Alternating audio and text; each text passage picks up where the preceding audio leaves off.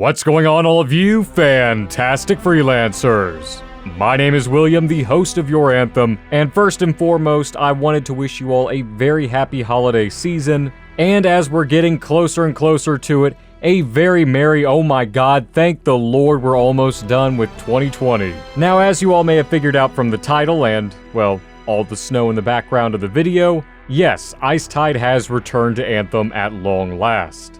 In all honesty, by the time this video releases, it will have been out for about 2 weeks. The reason why this video is coming out so late into the season, or not immediately once the season started, is because I wanted to see what was new about the season of Icetide, or if there is anything that's different from, well, last year.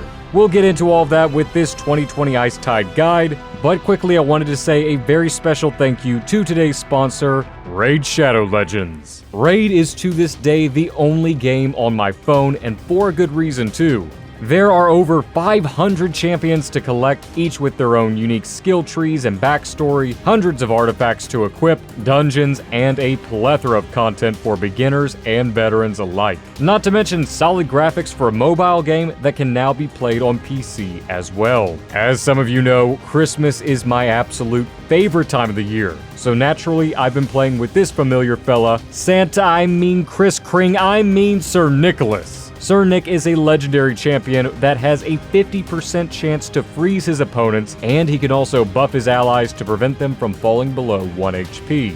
Not to mention he's got some pretty dummy thick heals himself. And this month, Raid has got their biggest update out right now. The main event is already here, the Doom Tower. Now this is a giant tower with 120 floors, a bunch of secret challenge rooms, 12 seriously badass bosses to take on, and there's really never been a better time to start playing Raid. And to help everyone get started in the tower, the Raid team is giving away a super special champion, Bulwark. Trust me, he is going to be a huge help in the towers against those bosses. On top of that, they are releasing 14 new champions just in time for the new year. If you want a huge head start in Raid and help out the channel immeasurably, all you have to do is hit the link in the description below to get your free champion, an XP booster, 50 gems, some energy refills, and even an ancient shard as soon as you get in the game. You will find your extra rewards here in your inbox for the next 30 days only. And it really is that easy.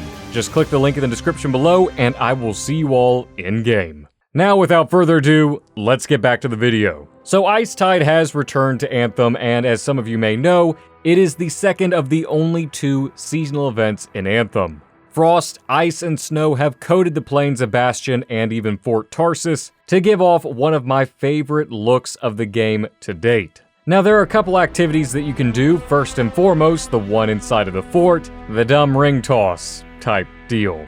It wouldn't be a Bioware game without one of these things. If you want to slow down the video to, I don't know, a quarter speed and see how I did it, hey, cool, great, awesome.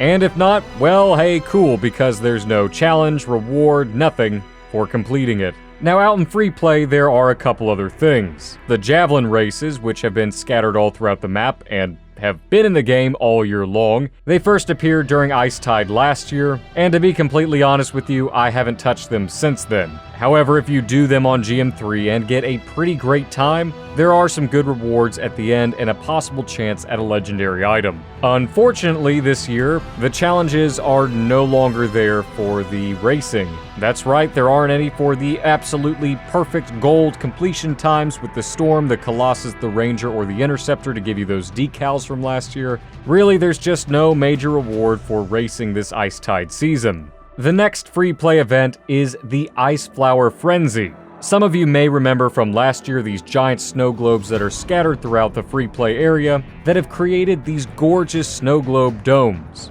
By the way, don't fly too high up into those crystals as you will freeze and come crashing down. Really, your only goal is to pick up the refined ice flower coolant from the refinery machines, take them to the objective, and drop them off before the timer runs out. Of course, fight a few waves of brutes and wyverns here and there, but it's really no big deal. I strongly recommend you using the Storm Javelin as they have the longest and the furthest glide. You will not be able to sprint or fly while holding the coolant. And then after that, you fight a couple waves of outlaws, which realistically takes the most amount of time of this free play event. I was doing this just fine on my Storm on GM3 solo, so don't feel too worried about needing a whole group of friends to go do this on GM3 or on a higher difficulty level. Just play whatever feels comfortable to you. And of course, at the end you get a loot chest. Lastly, we have the seasonal Strongholds, which are pretty cool as they bring Cataclysm mechanics and Sunken Cell mechanics into the Strongholds. Plus there are 2 inversions. And you know the drill from here. Rack up points, get some Cataclysm currency, get a couple random loot drops, complete the challenges, so on and so forth. Now, if you want great detailed guides on these seasonal Strongholds, I'll have some links in the description below to the Anthem Enclave, where they have done just an absolutely top-notch job creating guides for these Strongholds that I, quite frankly, at this current time, don't have the patience to do. Now, all of this said, there are some things missing from this Icetide event, such as the 100 Wreath Hunt. Now, don't get me wrong, I don't miss those bastards for 1 minute. The wreaths were the most time-consuming thing in Anthem to date. There was no way to track where you've been or where you've swept the area for these things, and it really was a group and community effort to find where all these things were. If you really want to get an idea of how difficult it was, go check out last year's video on the wreaths. That being said, they did have some entertainment value, and I really did enjoy the scavenger hunt as much as I do complain about it. I will never do anything like that again, and I hope to God BioWare will never do that again. But it was entertaining, and it was something to do in Anthem that wasn't just point and shoot. It really gave players a reason to go and explore the world. Though much like the Season of Skulls, Icetide does not feature any of the cosmetic challenges that really gave players a reason to grind and play this event. Now, as always, I'm sure it is a lot easier said than done to switch these things back on. I'm sure BioWare would love nothing more than to turn this on for us. But again, I am sure there is a reason behind this. I just wish there was some transparency about what those reasons were. All that said, if you haven't played Anthem in a good long while, or you have it on Xbox Game Pass now, or you just missed the game, or you just liked Icetide, or whatever, this is a great time to hop back into Anthem, if for no other reason than to sate your appetite. But if I had to be honest with you all, I would easily say 2019's Icetide was significantly better than 2020's. And that's not something you want to hear, especially after a year like 2020. But I mean, meh, what can you do? I'd rather the team keep their heads down and keep on kicking ass with Anthem 2.0, rather than doing some tweaks here and there and wasting dev time on Icetide. But what do you all think or feel about this event coming back to Anthem? Thoughts or opinions?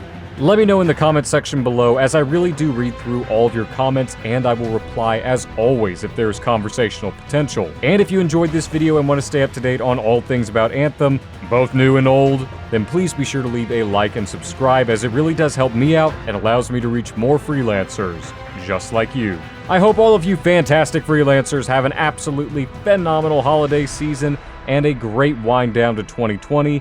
And I look forward to seeing each and every last one of you in the next video very soon. And remember, freelancers, we are strong alone, but we are so much stronger together.